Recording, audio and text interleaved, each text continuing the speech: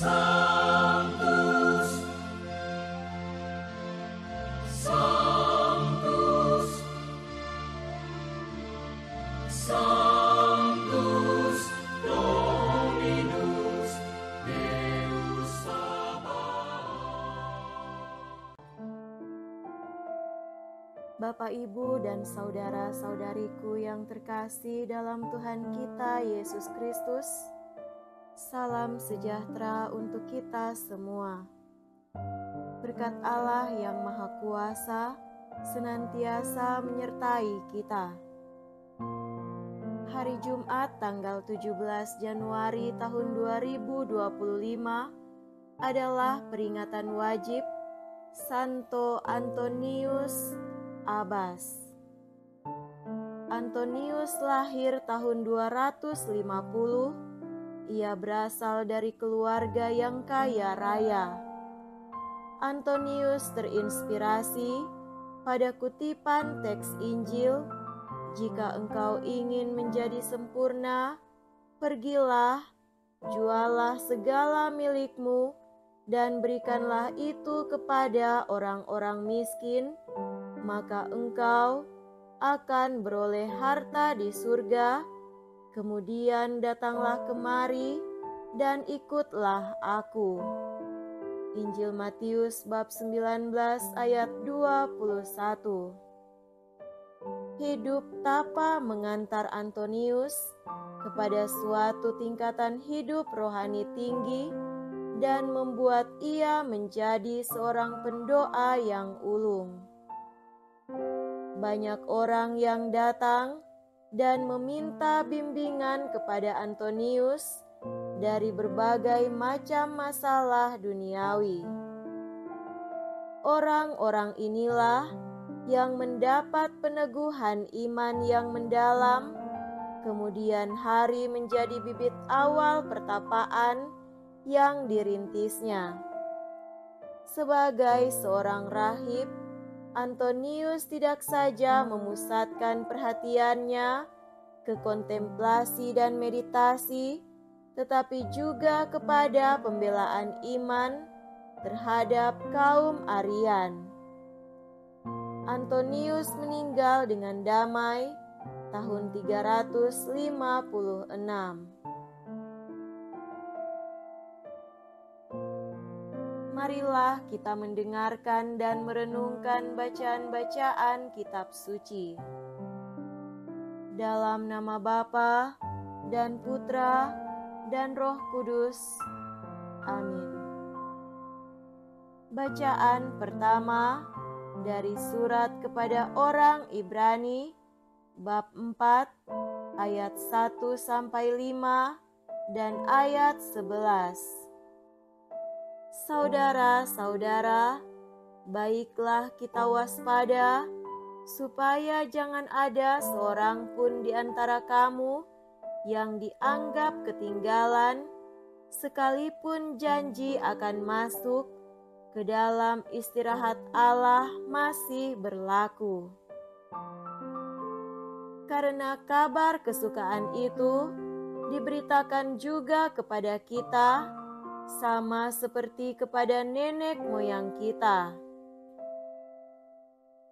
Tetapi sabda pemberitaan itu tidak berguna bagi mereka karena tidak bertumbuh seiring dengan pertumbuhan mereka, sebab mereka tidak beriman. Tetapi kita yang beriman akan masuk ke tempat istirahat, seperti yang dikatakan Allah, "Aku bersumpah dalam murkaku, mereka takkan masuk ke tempat peristirahatanku." Hal ini dikatakan Allah, sekalipun pekerjaannya sudah selesai sejak dunia dijadikan. Sebab tentang hari ketujuh pernah dikatakan dalam suatu ayat kitab suci, pada hari ketujuh Allah berhenti dari segala pekerjaannya. Dan dalam kitab suci yang sama kita baca, mereka takkan masuk ke tempat peristirahatanku. Karena itu, baiklah kita berusaha untuk masuk ke dalam peristirahatan itu, supaya jangan seorang pun jatuh karena mengikuti contoh ketidaktaatan itu. Demikianlah sabda Tuhan. Syukur kepada Allah. Semoga Tuhan beserta kita sekarang dan selama-lamanya. Inilah Injil suci menurut Santo Markus. Dimuliakanlah Tuhan. Injil Markus bab 2 ayat 1 sampai 12. Selang beberapa hari sesudah Yesus datang ke Kapernaum, tersiarlah kabar bahwa Ia ada di rumah. Maka datanglah orang-orang berkerumun, sehingga tidak ada lagi tempat, bahkan di muka pintu pun tidak. Sementara Yesus memberitakan sabda kepada mereka, beberapa orang datang membawa kepadanya seorang lumpuh, digotong oleh 4 orang. Tetapi mereka tidak dapat membawanya ke hadapan Yesus karena orang banyak itu. Maka mereka membuka atap yang di atas Yesus. Sesudah atap terbuka, mereka menurunkan tilam tempat orang lumpuh itu terbaring. Melihat iman mereka, berkatalah Yesus kepada orang lumpuh itu, "Hai anakku, dosamu sudah diampuni." Tetapi di situ duduk juga beberapa ahli Taurat. Mereka berpikir dalam hati, "Mengapa orang ini berkata begitu? Ia menghujat Allah. Siapa yang dapat mengampuni dosa selain Allah sendiri?" Tetapi Yesus langsung tahu dalam hatinya bahwa mereka berpikir demikian. Maka ia berkata kepada mereka, "Mengapa kamu berpikir begitu dalam hatimu? Manakah lebih mudah mengatakan kepada orang lumpuh itu, 'Dosamu sudah diampuni,' atau mengatakan, 'Bangunlah, angkatlah tilammu dan berjalanlah'? Tetapi supaya kamu tahu bahwa di dunia ini Anak Manusia berkuasa mengampuni dosa." Lalu berkatalah Yesus kepada orang lumpuh itu, "Kepadamu kukatakan, bangunlah, angkatlah tempat tidurmu, dan pulanglah ke rumahmu." Dan orang itu pun bangun, segera mengangkat tempat tidurnya, dan pergi keluar di hadapan orang-orang itu. Mereka semua takjub, lalu memuliakan Allah, katanya, "Yang seperti ini belum pernah kita lihat." Demikianlah sabda Tuhan. Terpujilah Kristus.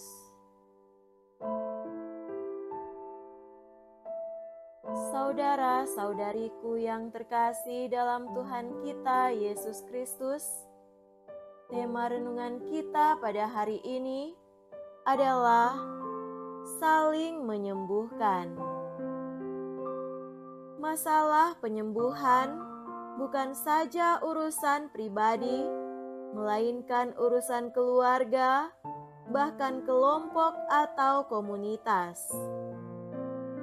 Beberapa orang yang membawa si lumpuh kepada Yesus tentu mempunyai hati dan keprihatinan kepada si lumpuh itu.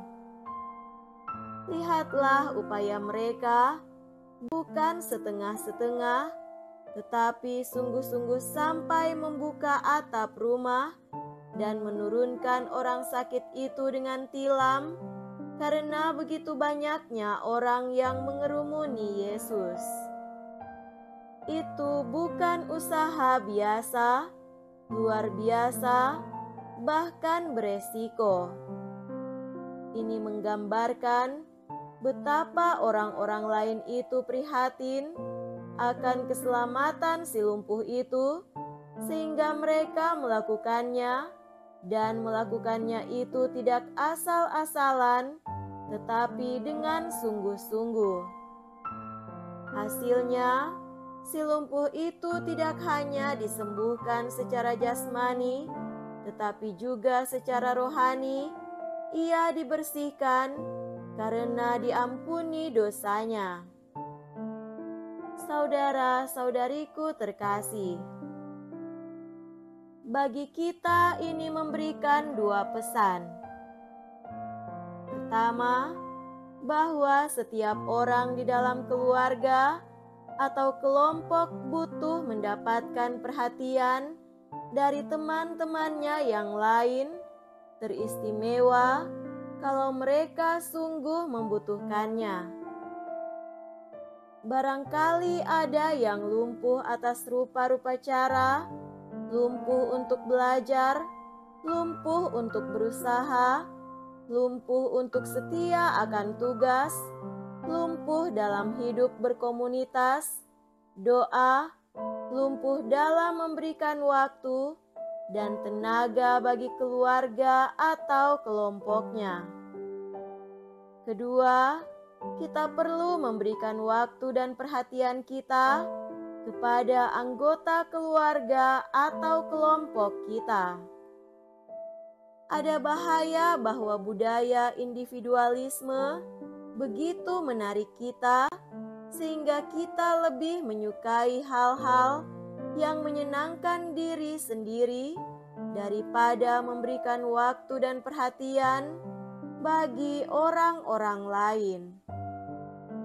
Terkadang malah orang yang sakit dan butuh perhatian justru tidak dibantu, malah disingkirkan. Ini tentu tidak sejalan dengan bacaan kitab suci hari ini. Ada juga yang sudah berusaha dibantu oleh teman-teman supaya disembuhkan dari sakit lumpuhnya, sampai malah membuka atap, tetapi si lumpuh itu tidak menghendakinya. Itu berarti memang tidak mau disembuhkan dengan tahu dan mau dan senang dengan lumpuhnya. Ini memang masalah lain. Berarti dia tak mau disembuhkan dan memilih apa yang dikehendakinya. Itu tentu bukanlah hal yang diharapkan. Yang benar adalah jika kita lumpuh, relakanlah diri kita dibantu untuk disembuhkan. Dan jika kita sehat, berikanlah waktu kita untuk membantu orang yang membutuhkan. Karena baik yang sakit maupun sehat, kita adalah satu keluarga yang ada untuk saling menyembuhkan satu terhadap yang lain. Semoga demikian. Amin. Dalam nama Bapa dan Putra dan Roh Kudus. Amin.